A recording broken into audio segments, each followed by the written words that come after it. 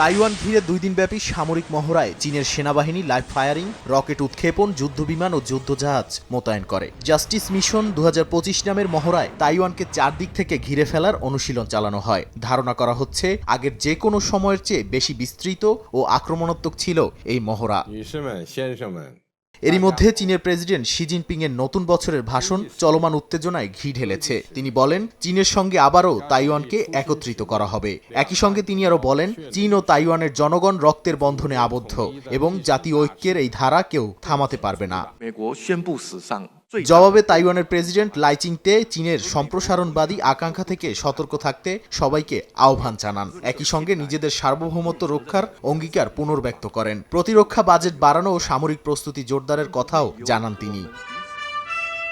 এদিকে নতুন করে চীনের সামরিক তৎপরতা নিয়ে যুক্তরাষ্ট্র, ইউরোপীয় ইউনিয়ন, জাপান ও অস্ট্রেলিয়া সহ বেশ কয়েকটি দেশ উদ্বেগ প্রকাশ করেছে। তবে বেইজিং এসব সমালোচনা প্রত্যাখ্যান করে একে জাতীয় নিরাপত্তা রক্ষার বৈধ পদক্ষেপ বলে দাবি করেছে।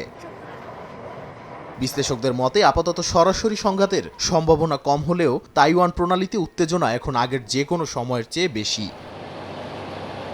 নাদিম মারজান, সময় সংবাদ।